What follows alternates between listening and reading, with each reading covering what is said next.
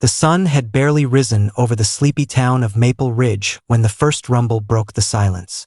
It started faint, like distant thunder rolling across the hills, then grew louder, heavier, until the windows of the roadside diner began to shake. Plates rattled on shelves. Coffee rippled in half-empty cups. And then they came. A dozen motorcycles rolled into the gravel lot, engines snarling like beasts of metal and fire. Their riders wore black leather jackets and steel-toed boots, their faces hidden behind visors and dust. To the townsfolk watching through the diner window, they were trouble. Another gang passing through, loud, dangerous, and best avoided. The head of the group was a man who didn't need to raise his voice to be heard. Rex Malone. Broad shoulders, weathered hands, and eyes that looked like they'd seen too many roads, too many nights, too many ghosts. His reputation rode ahead of him like a shadow, part legend, part warning. But what no one knew, not yet, was that behind the tattoos and the scars lived a man trying to outrun his own past. A man who had lost more than he could ever tell, and that day, inside that small-town diner, fate was about to bring him face to face with a woman who carried her pain in silence. And together, they would teach Maple Ridge a lesson it would never forget. That true strength isn't about fear or pride or dominance. It's about the courage to protect, even when the world only sees your darkness. Inside the diner, everything froze when the bikers entered. The old ceiling fan kept turning lazily, the smell of bacon and coffee hung in the air, and the waitress by the counter. Mara paused mid-step, gripping her notepad tightly. "Morning," Rex said, his voice low but steady, carrying across the room, and no one answered. The locals avoided his gaze, pretending to sip coffee or stare at their plates. Mara gave a polite, nervous nod and led the men to a booth by the window. She poured their coffee with trembling hands. When she leaned close to set down a plate, Rex noticed the small details most people missed. A bruise fading under her jawline, a sleeve that shifted just enough to reveal another mark along her wrist. The kind of marks that weren't accidents. He looked up.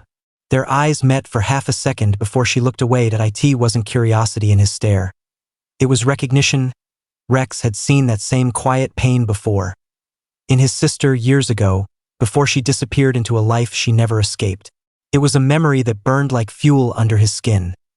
The other bikers talked and laughed, their voices rough but harmless. Mara tried to smile, but her lips trembled. Then, from the kitchen, a voice cut through the noise, a sharp, commanding tone that made her flinch. "Move faster, Mara," the manager barked. Rex's hand froze around his cup. His gaze followed her as she hurried behind the counter. The man who'd shouted, a heavy-set figure with slicked hair and eyes that carried no warmth, watched her like a hawk. Every movement she made, he tracked. Something about it made Rex's jaw tighten. He'd seen men like that before. Men who smiled in public and turned cruel when no one was watching. By the time lunch was over, the other bikers had gone outside to smoke. Rex stayed behind, pretending to enjoy another refill. Mara's hands shook as she wiped down the counter. When the manager brushed past her, he shoved her shoulder hard enough that she stumbled and nearly dropped the plates.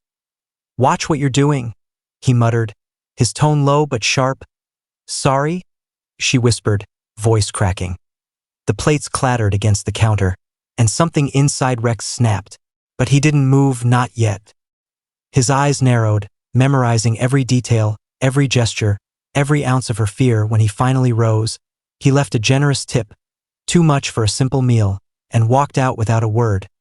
But that night, as the rain started to fall over Maple Ridge, Rex sat in his garage, the flicker of the old fluorescent light reflecting off rows of motorcycles. His brothers laughed and played cards in the corner, but he wasn't listening. He kept seeing her face. The bruise, the tremble in her hand, the silence in her eyes. Years ago, he had promised himself never to get involved again, never to play the hero. The last time he tried, it cost him everything: his family, his peace, his faith in people. But something about Mara wouldn't let him rest. The next morning, before the diner even opened, the roar of engines returned.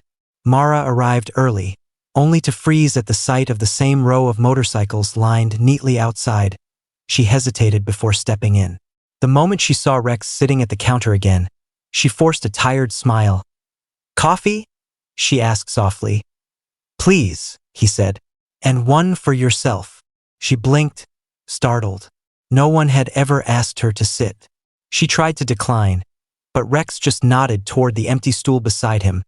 When she finally sat, he spoke quietly, his eyes never leaving hers. "You don't have to lie," he said. Her breath caught. "About what?" He tilted his head gently. "About the bruise. About pretending everything's fine." Mara's hands trembled. For a moment, she tried to keep the mask up, but the tears came anyway. She covered her face, sobbing softly, whispering apologies for breaking down. The sound drew the manager from the back. "What's going on here?" he barked, striding forward. Rex turned. The air changed. The other bikers, who had just walked in, stopped mid-step. They could feel it too, the shift from calm to storm. Rex rose slowly, towering over the man. His voice was low but solid, like the growl of an approaching storm. "You talk to her like that again," he said, "and you'll be the one apologizing." The manager sneered. "You think you can walk in here and—" Rex didn't raise his voice. He didn't need to. He simply stepped closer until the space between them disappeared. "Hurting someone weaker doesn't make you strong," he said.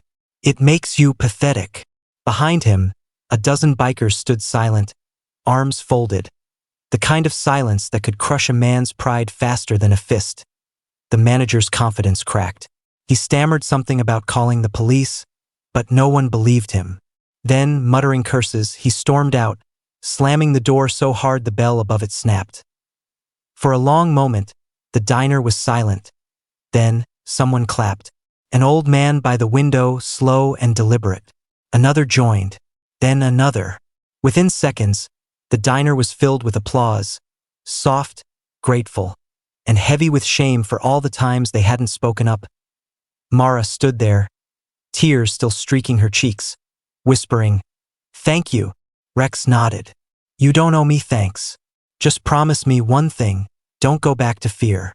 She nodded, her smile breaking through the tears. That was the moment Maple Ridge began to change. Word spread faster than wildfire. By nightfall, everyone in town knew about the biker who stood up for the waitress. But the story didn't end there. A few days later, Mara found a new job at a small cafe across town, owned by a woman who'd once been in her shoes. And every few weeks, a familiar sound would echo down Main Street, the deep, rolling thunder of motorcycles. Rex and his crew never stayed long, but they always stopped for coffee. They didn't come to be heroes. They came to remind the town that kindness doesn't wear a suit and compassion doesn't need clean hands. Sometimes, it wears black leather and rides a Harley. Months passed, and the biker gang everyone once feared became something else entirely. They started organizing charity rides for women's shelters, food drives, and veterans' homes. What began as one man's decision to act turned into a quiet revolution. Rex never talked about what happened that day. He didn't have to. Mara's new laughter, the way she greeted him when he stopped by. That was enough. One evening, as the sun bled gold over the mountains, Mara stood outside the diner, now under new management, and saw the line of bikes pass once again. Rex raised a hand in salute as he rode past, his engine roaring against the wind. She smiled, whispering into the breeze, "Sometimes, kindness doesn't come softly. Sometimes, it arrives with the roar of engines, the scent of gasoline, and the heart of a man who has known too much pain to ever ignore someone else's." And in Maple Ridge, they never forgot the day kindness spoke louder than fear.